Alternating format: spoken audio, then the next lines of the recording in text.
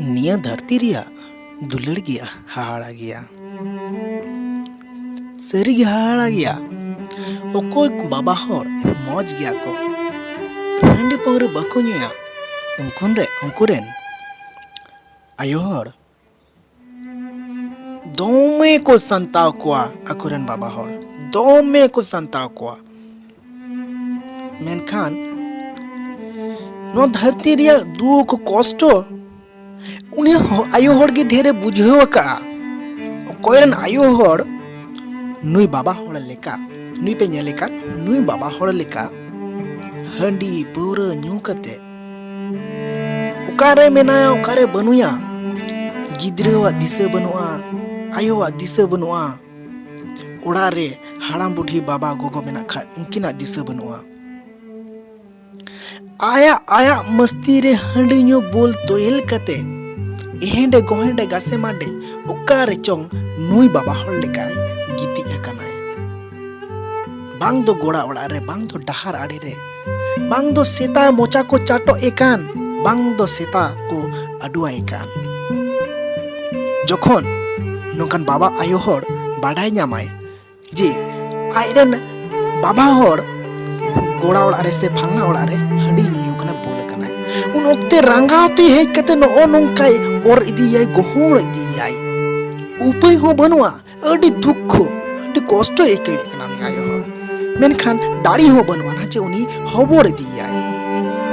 हबोर दिया ना दाड़ी हो बनुआ ना रेदे रेदे और दी दिकना लाजाव पड़ा रे कथा नोआ दो सावता समाज रे हो से बांग नि बाबा हर लगे रंगावते ठेंगाते दाले इस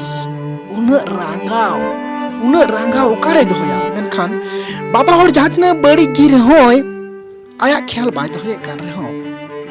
आयो हर दो बाबा हर ख्याल दोय कान गया आयो हर उन दुलड़ बुल माताल बाबा हर चितान रे उनी दाले हो बाय साव से कना उनी दाले हो बाय साव से कना मेनखान ओड़ा रे दाका हिना से बनुआ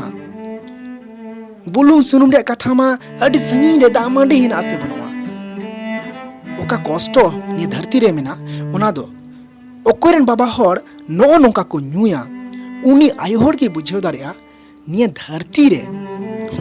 रे दुख और कष्ट दो चे को मेता तीसेम सुधरवा सावता तीसेम सुसरवा मनमी आमा गे समाज आमा गे आतो आमा गे मंझी घारोज आमा गे नोआ समाज और ना समाज रे ना आम गी हर आमेम बड़ी जोआ माने आमा समाज हो बड़ी जोआ ओनाते मेने कना हांडी ᱧᱩ बोयहा को लाजा पे लाजा चेत पे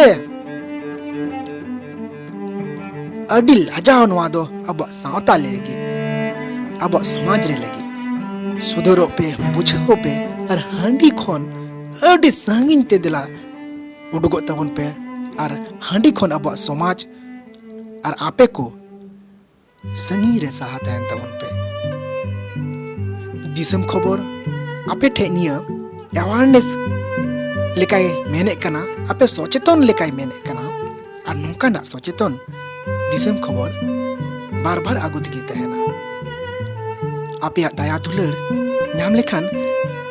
लाइक दारायते कमेंट दारायते शेयर दारायते आपे दया दुलड़ी नाम लेखान दिसम खबर नोंका ना अवेयरनेस कैम्प सचेतनता जरूर आगु दिगी तहना।